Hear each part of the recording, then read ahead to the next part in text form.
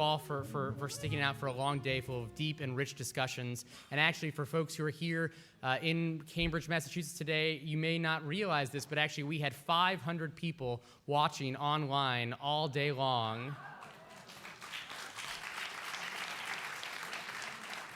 So this has really been an active and engaged conversation, not just in this room, not just in your breakout groups, but also online and virtually. And we're so excited for what's going to happen afterwards for the conversation to keep going.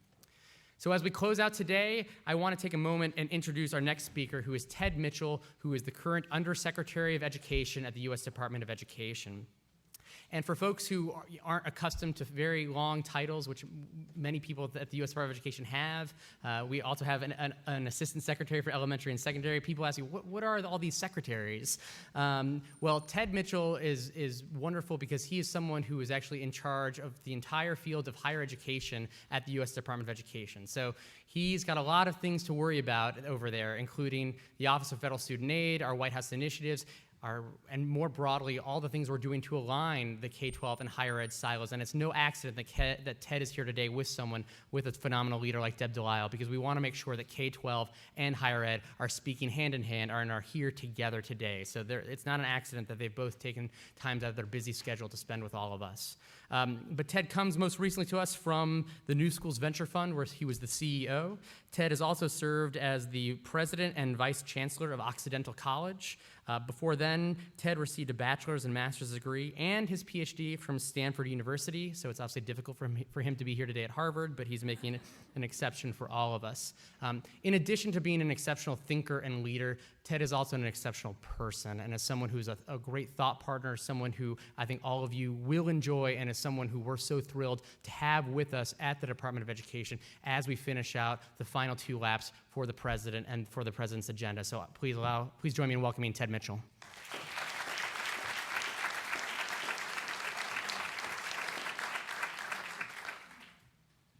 Working with Eric is a dream, and I think that you have represented in the White House K-12 education and higher ed, our administration's commitment to be absolutely all in this work going forward with you. And we're going to do everything we can across boundaries that sometimes divide us, but we don't know about that in education. That never happens.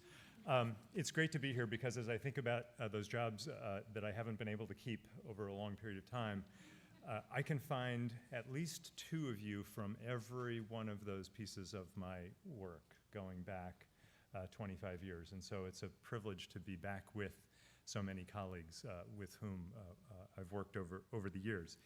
I can even go back farther in this work because my father was a high school guidance counselor during the whole time I was growing up. And I can remember him after dinner had been done, I remember him poring over student files and trying to sort of divine from what he knew about these kids and the paper he was reading and the connections he had in higher education, how to make the right match. And I can remember when the letters started to come in, there were days when he would bounce into the house because student X had gotten into college Y. And there were days when he was in tears. And he would come home because he had known that the wrong thing had happened. Either the college had made the wrong choice, or the student and their family had made what he thought was a wrong choice. And typically that wrong choice is around what we now call undermatching. And so I've grown up with this, and this has been a very personal part of my commitment around equity in education in the various roles that I've had. I think that we have the tremendous luxury of being supported in this work, being led by this work, in this work, by 2 other people for whom this is deeply, deeply personal. And that's the President and the First Lady. Because when they see this work, and when they see the opportunities for individual students, they see their own histories. It comes back alive to them. And they need to reach out with a passion that comes from deep within them to help those students reflect their own dreams. For us in working with them, our privilege is not only being supported and led by them, but our privilege is not only to see this work through their history, but to see this work through the future that we know these students represent. First, for themselves, then for their families, then for their communities, and finally for us as a nation. That's really what brings us all together into this work, and it's quite thrilling to have shared the day with you today. The President has challenged us to regain our position as first in the world in the percentage of young people in America who attain post-secondary certificates and degrees. I think we know, and one of the things that guides our work, is that we won't get close to that goal unless and until we broaden the pipeline of students who are prepared for college, who have access to college, and who are encouraged and prepared to succeed in attaining high-value degrees. To meet the challenge, we know that we've got to do more of our own work. We have to meet the commitments that you've established for yourselves, and we need to meet our commitments as a nation to radically increase the numbers of low-income and first-generation students who complete post-secondary education. Today, I think we highlight the work that you've done. First, the commitments that you made at the White House.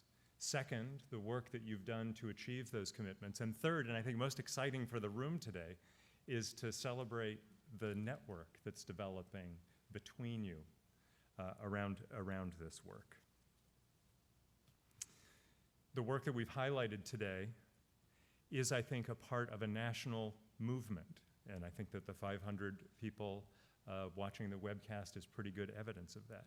A national movement to expand college readiness, to expand college access, and to expand college completion. I think the good news is that the White House, the First Lady, the President himself, the Department of Education, the Vice President, this administration is committed to supporting your work, to highlighting its successes, and helping to reach across when there are challenges.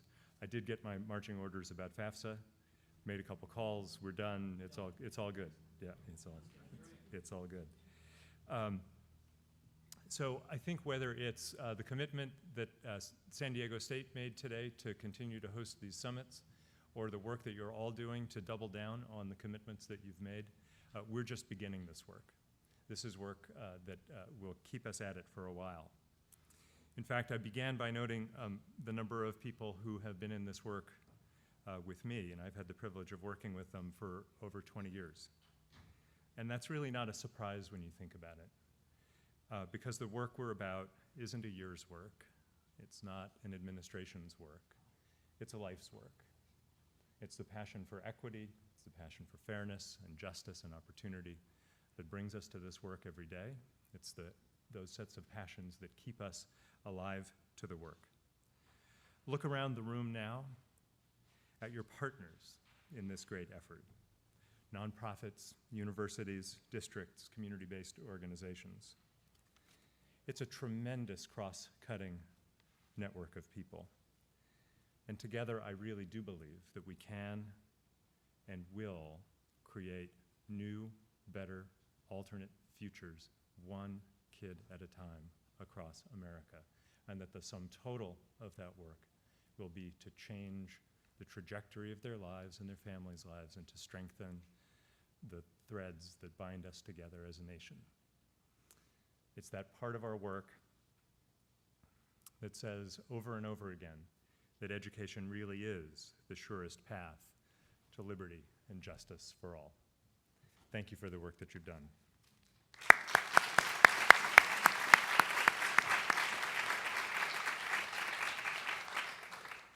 So it's a pleasure to invite my colleague and friend, Bridget Terry-Long, to wind us up for the day. Bridget, as you know, is the academic dean here and the Saris Professor of Education and Economics. She was President Obama's nominee to serve on the National Board of Education Statistics Sciences, and unlike me, she was confirmed in weeks rather than months. It is a Harvard-Stanford thing, and I think it just goes to show that Harvard knows how to get these things done. Sorry for any of you who are watching from Palo Alto. More important to us, Bridget has over a spectacular career that's only just begun to hit its stride, has done some of the very, very best research on college access, and in particular on the role of information in promoting and guiding college access. So it's a terrific pleasure to turn you all over to Bridget.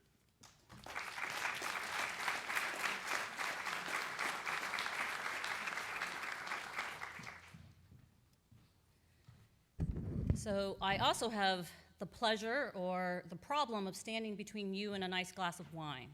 So I will keep my comments short, but thank you, Ted, for that introduction. It has been a fantastic day. We've reached the end of a very productive, insightful day. And it's been wonderful to spend time with old friends and colleagues, as well as meet so many other new partners in this field, as we all work together to improve the lives of students of all ages and all backgrounds. Thank you for sharing your expertise, your thoughts, and your goals as we continue down this road. And thank you to the many people who joined us online who weren't able to be here in person to benefit from this wonderful conference. As many of you know, and as Ted mentioned, I've worked on issues of college access and success for many years now, in particular for low-income students. And I had the privilege of being able to attend the January summit in Washington, D.C., and it's been a great privilege that my own home institution was able to co-sponsor this event today. I'm very proud of the Harvard Graduate School of Education today. And after this full day, we have many things to take away. Just a few brief observations. First, we are past the time of focusing on the problems and the challenges, and instead are moving to what are promising practices and solutions. There's much we can do today, and there's much that is already being done. We have research to share, models of promising practices, and the dedication of professionals, schools, districts, governments, businesses, other kinds of organizations all around our country. To reiterate something my friend and colleague Mandy Savitz-Romer said when she started us off this morning, this is not just about doing more, it's about doing things differently. And I would add, it's about doing things better. So we've seen lots of examples today. Examples of schools of education who are preparing counselors better, of educational organizations providing better professional development and other kinds of supports.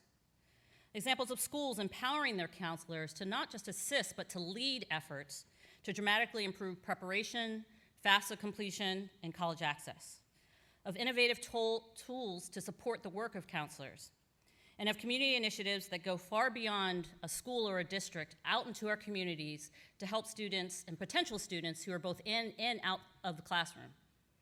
And we've learned that you don't even have to be part of an org chart in order to have a positive impact.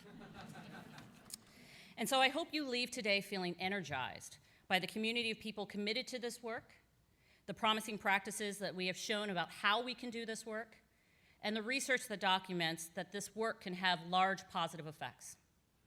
So again, I'd like for all of us to recognize the major organizers today: Mandy Savitz-Romer,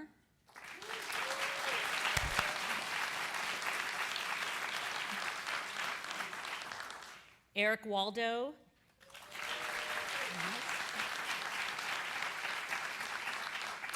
Deb Delisle, thank you. And of course, this morning we had James Fall and the First Lady. We have to mention First Lady Michelle Obama as well for showing attention to this issue. Yes. And finally, I want to recognize our programs and professional education team. Many members have been around today. They helped put this event together in very short notice, and then throughout the day have been incredibly supportive as we found our ways to different rooms and battled fire alarms and other things. So I definitely want to recognize all of their hard work.